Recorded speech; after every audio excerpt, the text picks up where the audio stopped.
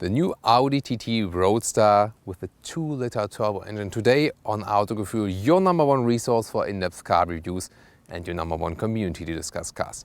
With me here, Thomas, and you requested this review here because earlier we've shown the TTS Roadster. The video is linked in the description below, and we've also had videos about the new coupe version, also the TTS style there, but these ones are the top sports version, and most of all people will buy exactly this version here with the 2-liter turbo and 230 horsepower. And there's also a new entry level for Europe. We'll talk more about that soon when we look at the engine. But let me tell you so far, this review is about the exterior, interior, and of course the open top driving experience, and we will have a lot of automotive pleasure today.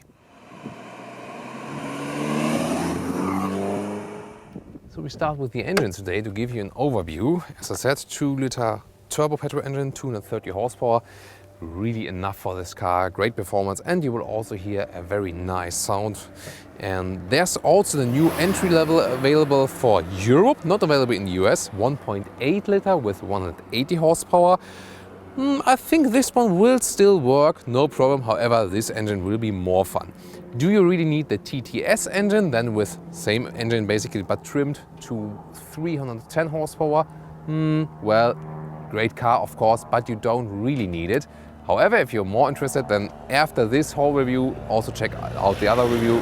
We also got another exterior color there and beautiful scenery on Majchrzak, so it's also really worthwhile to see the TTS Roadster video then later on. And as a last point, there's also a diesel available, 2-liter TDI with 184 horsepower. This very standard diesel from Volkswagen Corporation we've seen in so many cars. It's actually also a great engine here for this car.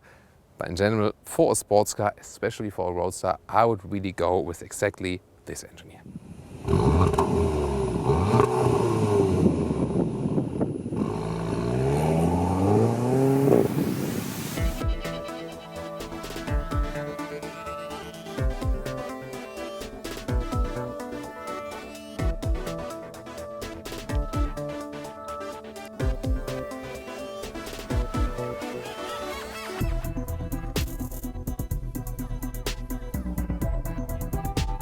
The changes here on the exterior from the previous generation to this one here now, the Audi rings have moved up onto the hood, same now as the Audi R8, I think a very beautiful measurement. Then the front grille is a little bit stronger. Here we got the S-Line exterior, 1,500 euros extra in Germany with a stronger bumper, and also the bumpers get lower, then you have a little bit less ground clearance. And yeah, it looks sporty and spectacular, but they are not really practical for your everyday riding, I must say. Those headlights here, we got the top headlights, and they are also kind of a design highlight. Well, they are very expensive though. What is everything in common actually with all the headlights is that you get this daytime running light, which kind of looks like claw, because you get one horizontal line and then two vertical lines, and they go a little bit below the horizontal one, and that really looks like tiger claw alike. You will also see it in the driving shots maybe. And also very beautiful. The whole car looks sharper than the previous version. But in general, the exterior changes are not that huge. The interior changes later on, they will be more dramatic, I can promise you. But again, the TT stays this sporty design icon. Have you seen the cascading turning indicator lights? Very beautiful detail on the exterior, and I really like it if you think about these details. It always arouses some attention when people see it for the first time. By the way, if you see the LED headlights, some kind of flickering, that's again because the framing of the camera is different than from the lights, and from your eyes, it's all fine. Now the side profile, the car is 4,17 meters long, even 2 centimeters shorter than the previous version, the previous generation. That's actually not quite common in the automotive industry. Usually the cars get longer. This one, however, a little bit shorter. 19-inch alloys here, they are optional and also cost a lot of money. Those are the RS alloys, and I would not go for them because 19-inch, I would rather go for 18-inch. That gives you a little bit more comfort in riding.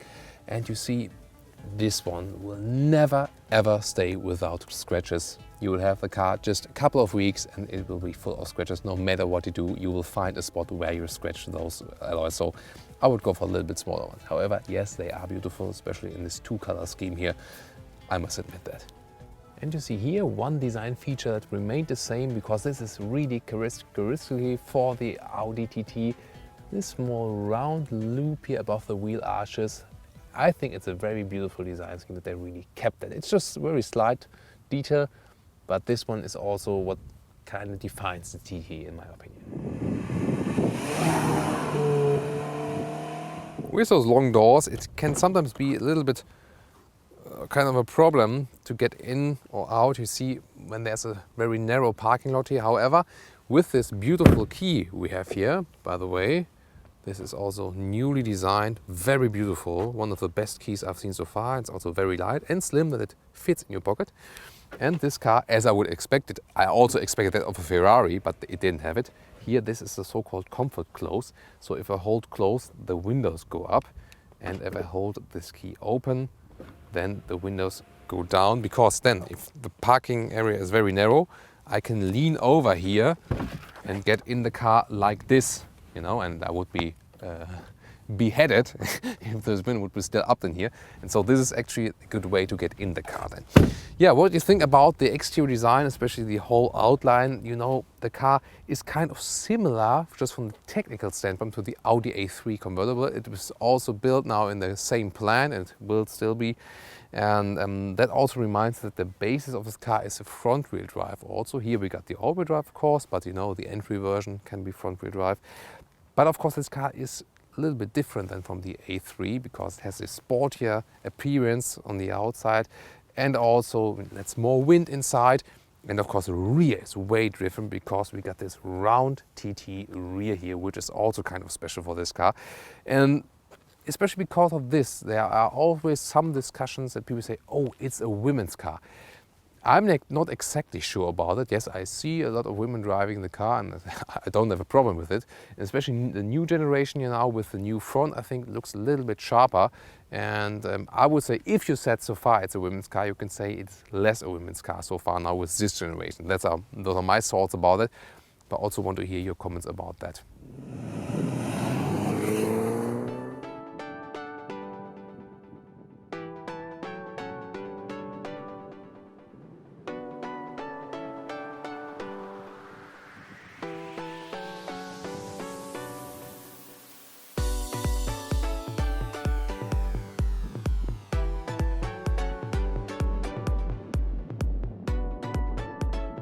Let's now focus on the interior, and that is also one of the strengths of the Audi TT and one of the biggest changes from the previous generation to this one now. A lot has been done actually, and it is one of the best interiors so far overall. I think it is very clean, though very sporty. You see this is the S-line here also in the interior, so we got more refinement, but also the basic interior looks quite well already. Flattened end steering wheel, contrast digital on the inside, that's really beautiful. And here we got the special sports seats. However, they are with full animal skin equipment. I would not go for that. Just pick the standard seats, they will also do quite fine.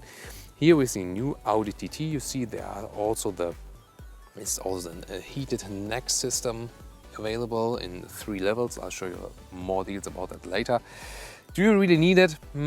I'm not sure, because there are just a few days like today, 20 degrees, sunshine, and you don't have to wear a big jacket, then you can really use it. In most of the other cases, it's not really that useful actually, because when it's really cold, you wear a big jacket and then you don't need it because it doesn't get through. And when it's very hot, you don't need it either. So let's get inside. Of course, as standard for Roadster, you sit relatively low, and that's quite okay. You also sit lower than, for example, in the A3 convertible. However, I can already tell you right now, it's really a summer convertible. A lot of wind will be coming through the windows. I will hire this window here that you can see it. There's one window, not a second window in the back, and it's a round shape.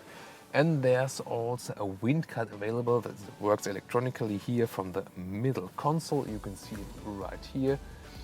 I can put it up and down just electronically. That's actually quite nice.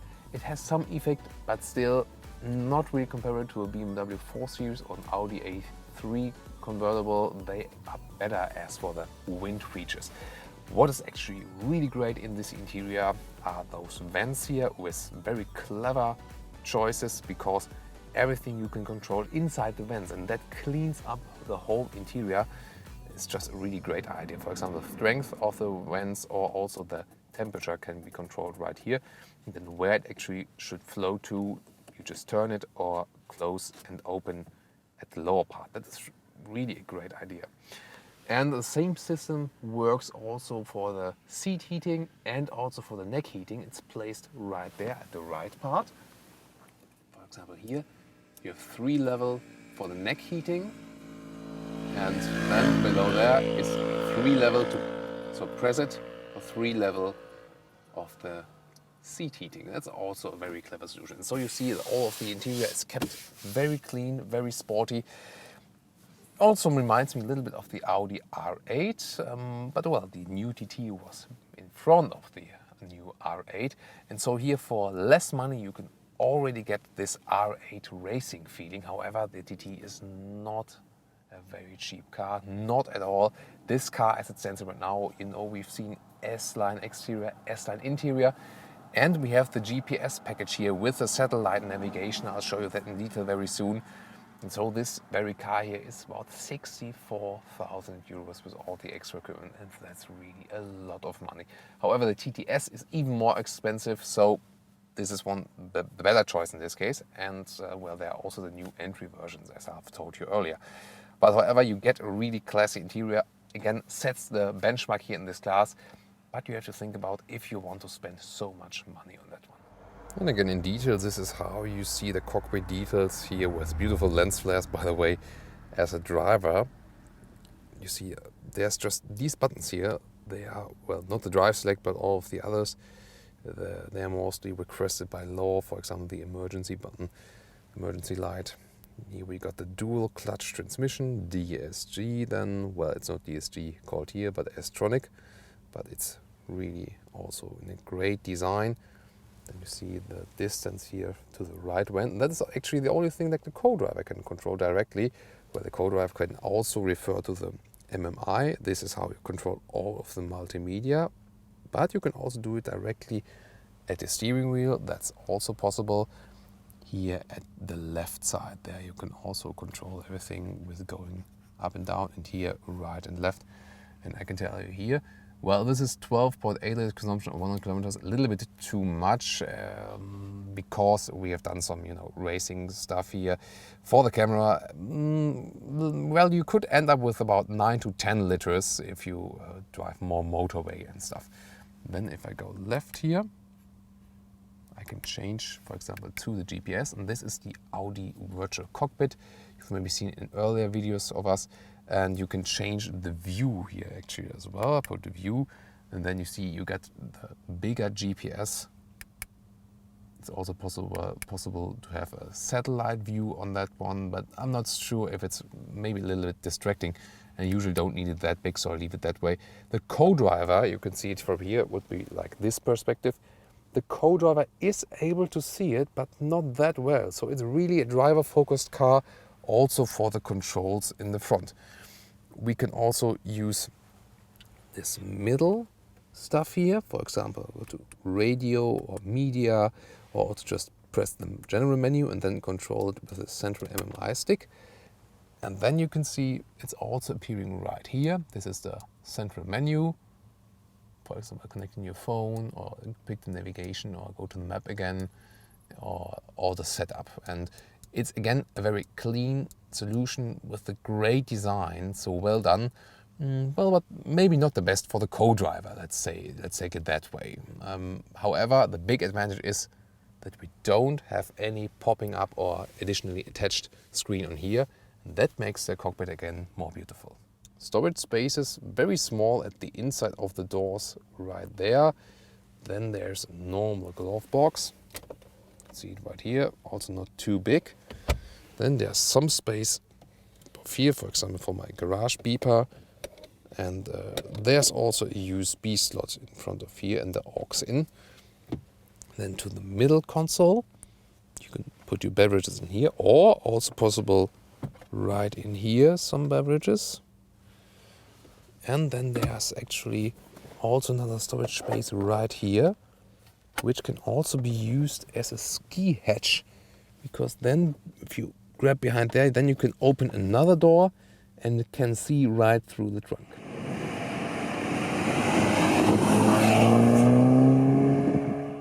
One of the most important things here about the convertible is of course how to open and close the roof, and you know, I usually prefer the soft top solution.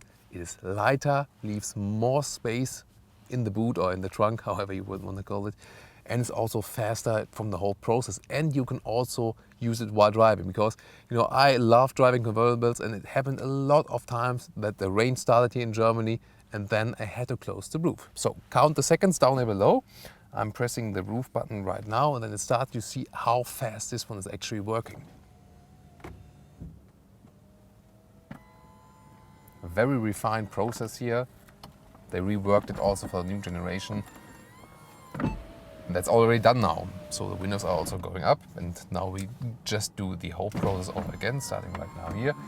And I mean, you don't even have to go slow with it. It's just 30, 40 kilometers, actually no problem. So even if you still have to go quite fast because maybe some traffic behind you is maybe horning you, hey, let's go, I don't want to wait for your roof to open or close. That can happen with a hardtop. Lately we've seen it with a Ferrari California.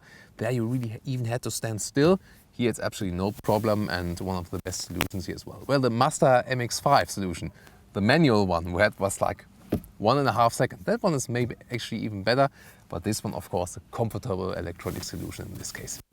So let's open the trunk. It's also important for the everyday usage of the car. Very interesting flipping system, because you can really very easily access the whole trunk.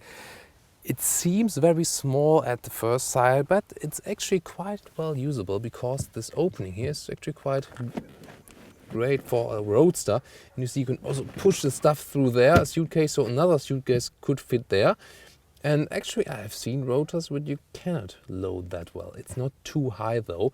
And I've told you earlier, it's also possible to use the ski hatch down here. You can also open it from here. And you can't really, it's just black there, but I can just tell you it's possible to open the hatch, and then you can maybe load some longer things through there. I'm not really sure if it fits for your skis. It maybe could, but you maybe should just have like those short carving skis, and then it's maybe okay for children. But maybe you want to transport something, buy something, and then it's still possible. Of course, the Roadster is not a real loading car, but I think still quite okay in this case. And one of the advantages that we have the soft top.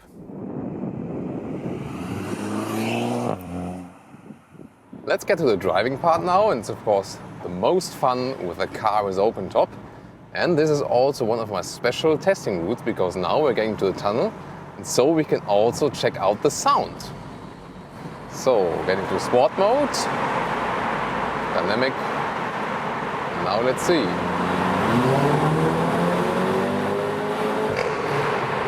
Oh. That is the famous DSG fart. Some of you know it. Well, and some actually really love it, and some others don't. So what about you? Do you love the DSG fart? You know, there's this from the dual clutch transmission. When it shifts up in the sport mode, then you get this clicking sound from the exhaust in the back. And well, I think it really sounds very beautiful. I like it. So I like the DSG fart, I admit. But what about you? And actually, very good sound. My opinion was always that you do not necessarily need the TTS Roadster. You're always just fine with this 230 horsepower in the TT, in the normal TT, with this petrol engine. And just performance-wise, you don't lack any problem, because the car is only about 1,400 kilograms in weight. It's perfectly fine then if you have this 230 horsepower. Here we also got the quattro all-wheel drive, so we also don't have any wheel spin on the front wheels as we normally would probably have with a car with so many power just on the front wheels. So that's a perfect setup then, the quattro, the all-wheel drive, 230 horsepower. So you really have a lot of fun with this performance, and also from the sound if you really push the throttle. Now the test track continues here with a lot of very fast and sharp corners, and that is of course just right where the TT belongs. And it is really one of the most fun cars to drive. Maybe at the moment my favorites for dynamic riding Not saying you get the best lap times from it, but the most fun. I think at the moment the Audi TT, especially in the Roadster, and the Jaguar F-Type, of course, there's also a Roadster available for that, so you can enjoy that one as well. Because they're just so light in handling. The TT feels more refined, a little bit better balanced. The F-Type is more the aggressive car, where also the rear is sliding out rather. Here, it's rather well controllable. You got such a good handling. The steering is so direct, also a lot of fun. All commands are directly transported onto the road. And I think you can just enjoy these corners here. It even doesn't feel that fast because you can control the car that well. Such a good weight balance also from the front and the rear. Nice sound. Open top, that's just pure Autogefühl in my opinion, or what do you think? So the next sharp right here, just a little bit on the brakes. This turbo really gives you performance at any time. A real sharp corner. Now the F-Type would have some rear spin in the rear if I really push the throttle. Here it's actually not any problem. But of course you can say, okay, I want to have wheel spin with a good performance car. Just pure enjoyment here really. So I think the Audi TT really sets a benchmark for roadster driving here, definitely I would say so.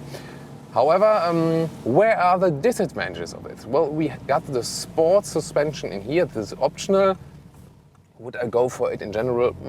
I don't think so, because for your everyday riding it is better to have a little bit smoother suspension then, so you shouldn't always go for the sporty ride. Now when we test some more bumpy stuff, we have to go very slow because we also have the S-Line exterior package, and that makes the car sit a little bit lower as well. And you know, you have, well, not the X-Line, the X-Line sits low because the bumpers are actually lower. The sport suspension, that makes the car sit lower. And so I really have to pay attention, go very slowly, and well, that's really a disadvantage then for your everyday driving. Also, this is really a summer convertible. That means until 70 kilometers an hour, even if you have this neck heating in the back there, it's quite okay. But then above that, 100 kilometers on the motorway, not really recommendable. You should go for example, Audi A3 convertible there. Then you can drive all day, all season. But here, really a summer convertible for having fun. But of course, in winter you can also close the roof, and then you have this acoustic roof, which is isolating quite well. And there's also not much noise coming through then. So that's also a very important aspect for using a convertible during the season. Now listen again to the sound. Now another corner. Control everywhere. Steering wheel, flatted end. Great size, great grip. Yeah, as I said, the benchmark in this class, I would say, for the driving experience. And now the conclusion of the Audi TT Roadster here with a 2-liter turbo engine, as most people will probably buy it, and it's also available on every market where it is actually available. So let's generally talk about the car. It really sets the standard in the Roadster segment. As for the refinement of the interior, everything is really perfect. It sounds great even when you turn the knobs. We know that from Audi, all high-class material is used. The sound, I think, is also very great, and exterior, really design icon. It's more an evolution in comparison to the previous generation. I think it's also quite good that they kept the basic layout of the TT. However, you have to think about which cars can really compete with them. If you, for example, compare it to a Porsche, then this one is really a very cheap deal, because you get a super sporty car with a great interior, everything is so refined, and still you pay a lot of less money than for a Porsche, for example. However, if you now compare it, for example, to the new Mazda MX-5, then you have to think about, oh, this one here, you could buy 2 fully equipped MX-5 for 1 Audi TT as it stands here right now. Then it is expensive again. So it really depends on which budget you are aiming for. However, this car as it stands right now with all the extra equipment, I always criticize about the Audis that you start relatively low, but as soon as you just want to have some extra equipment, it gets way higher with the price. So I would expect from Audi, put more serious equipment in there to make it a little bit more achievable for some people also to try such a great fun car. It's not the best though for very tall people, a little bit better than the MX-5, but on the long run, if I go on very long road trips with it, I would rather pick the A3 convertible. And we will also have another special video about this issue as well. But this one is really more for the short summer trips, and then it's one of the most fun cars on the market.